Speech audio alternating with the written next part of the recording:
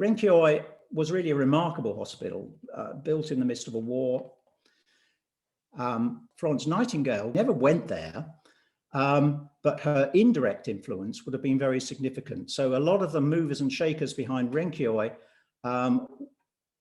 will have had contact with Nightingale, although, as far as we know, not necessarily Brunel, which is quite interesting.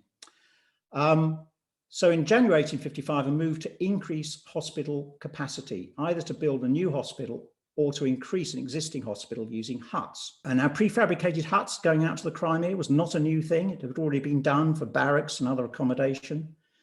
But prefabrication was preferred because you weren't reliant on the quality of local labor so much, and you weren't crucially reliant on the supply of local timber, because most of the local timber had already been used for construction or firewood. But the idea for a completely hutted hospital seems to have come from this chap, George MacLeod, who was a medical doctor in the army who'd come back from the Crimea and suggested to Sidney Herbert that a hospital entirely composed of huts would be a good thing. So that became the new requirement. And even at this stage, they didn't know where the hospital was going to be. They still went ahead to design it and procure it. And an extraordinary team of men were assembled to do this. One of them was this chap, James Clark, here displaying his best lockdown haircut. And he has this amazing wealth of contacts in the medical world. And one of his jobs is to select the main medical staff. And he picks this amazing chap here, Edmund Parkes, who was to become the medical superintendent at Renkioi. And he's a great choice because he's got a military doctoring background. Although at the time he was a professor of medicine at University College. And he's got a lot of experience in tropical diseases like dysentery and cholera. Now, he picked lots of great doctors, but I'm going to just highlight two, not because they were necessarily great doctors, or I'm sure they were, but they were, crucially, they were photographers. And it's these two guys here. And they took their photographic gear out to them, out to Renkioi. And because of the photographs they take, we've got an insight into seeing what Renkioi was really like.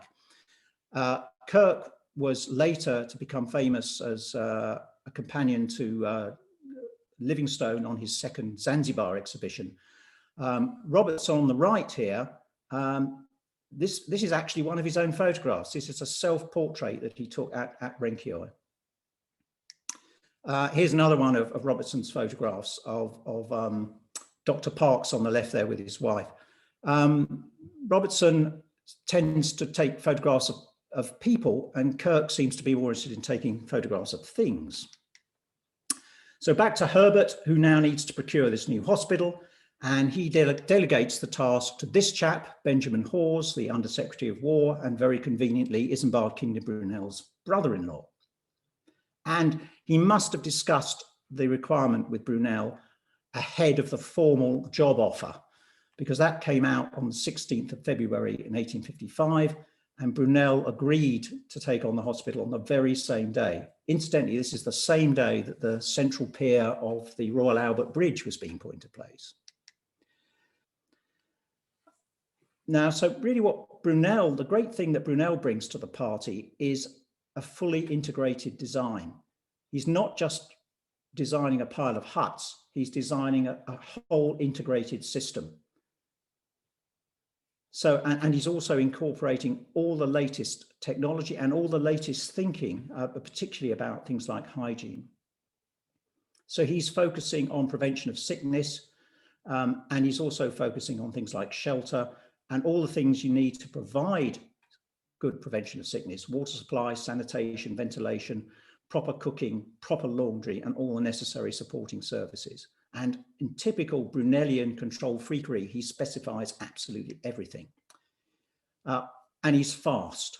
So once he's given the go-ahead, within 6 days, he's already placed an interim order for a 1,000-bed hospital with a team of Prices and Co. and this bunch here, Esses, in Gloucester. Prices provided the timber, Esses built the components. Incidentally, SEs were also supplied pile drivers that were used to build the launching ramps for the Great Eastern. Brunel selects this chap here, another one of, this is John Brunton, another one of Robertson's photographs. John Brunton was to become Brunel's chief on-site engineer, another excellent choice. And Brunton was also part of the team that selected the site of the hospital based on a very careful spec put down by Brunel. And they picked this place, Renkioi, on the Dardanelles, on the sea route to the Crimea. And a lovely flat site right next to the coast, so good access. And Brunel designed a whole series of different huts, prefabricated, and crucially, the parts were all light enough so they could be carried by just 2 men. It was a very flexible and modular design, so you could have any number of huts and they could be arranged to suit whatever the site was chosen. And they would be linked by corridors, open corridors, so you could move between them. And there would be different sorts of hut for different functions, but the most important was this one here, which is the ward hut. And if we have a little look at this, so the hut held 50 beds for patients. With it, we have a sort of partition here running down the middle of the hut, which is about half height.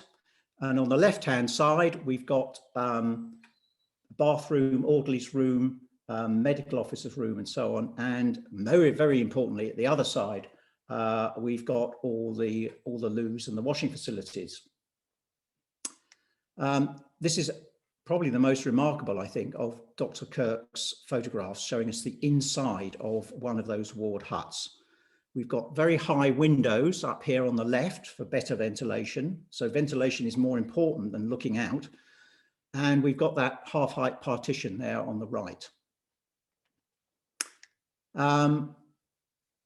And here are the all-important loos. We've got 6 wash basins, 2 urinals, and 6 water closets. And they are the latest siphon water closets.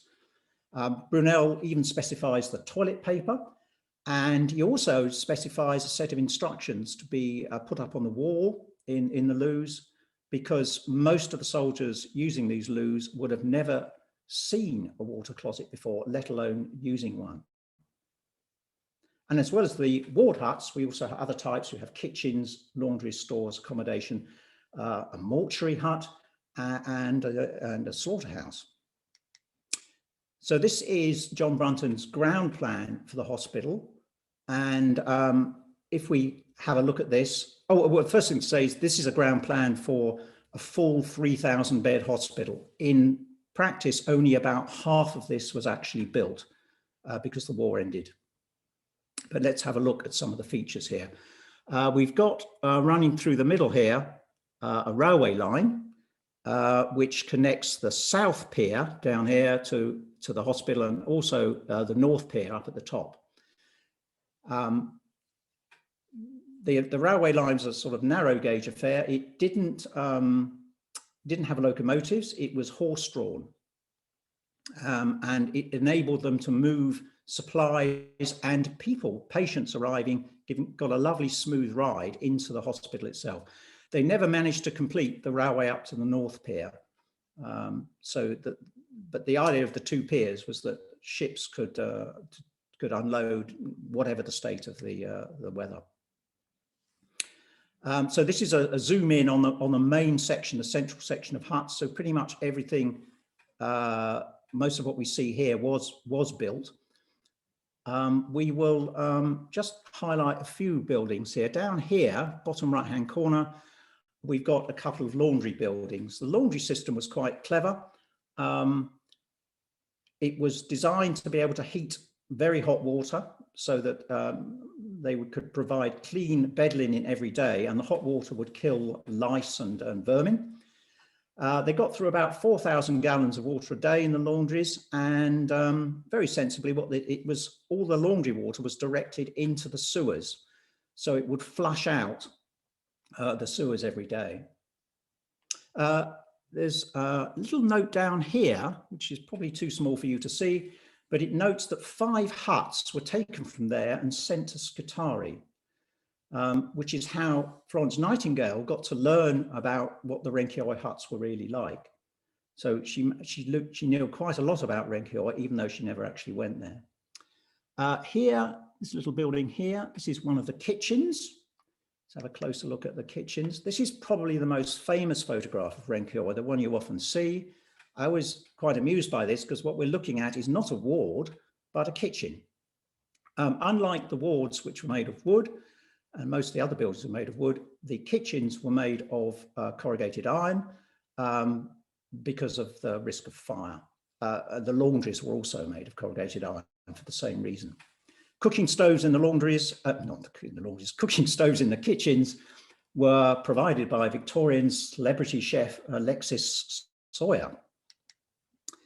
Now here's the all-important water supply. Water was drawn from springs about 2.5 miles away, way up in the hills, safely above the hospital, and conveyed by earthenware pipes via a reservoir here, and whoops, not there, an aqueduct down here. So here's one of Kirk's photographs of the reservoir. The water supply could deliver 25,000 gallons a day, not just for drinking, of course, but for personal washing, laundry, and probably most crucially, flushing all those sewers.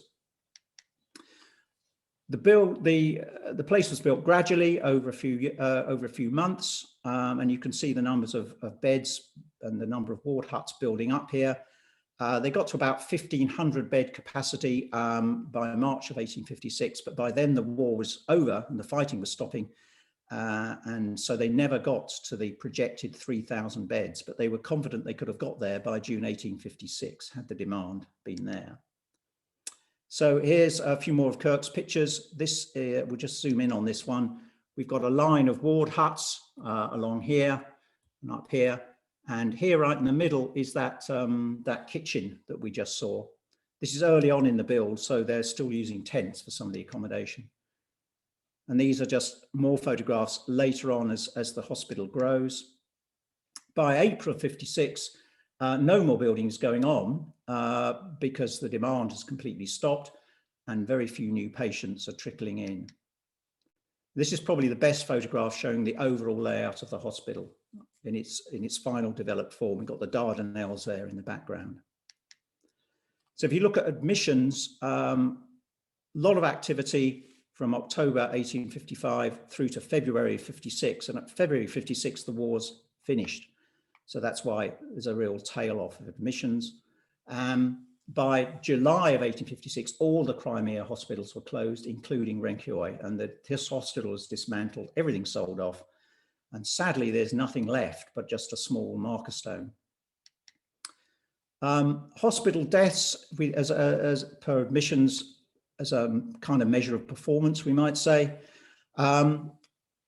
Renkioi, very much better than Scutari, taken overall. However, once Scutari was debugged and got working properly by the likes of Florence Nightingale, Scutari was almost as good as Renkioi. So Renkioi was really a remarkable hospital, built in the midst of a war, pressing need, implemented really swiftly and effectively by a superb team of people, particularly Brunel with his design and pace, and Parkes with his qualities for running the hospital itself. It never showed its full potential because the war ended too quickly. Had it arrived earlier, had the war gone on longer, the hospital probably would have been far better known.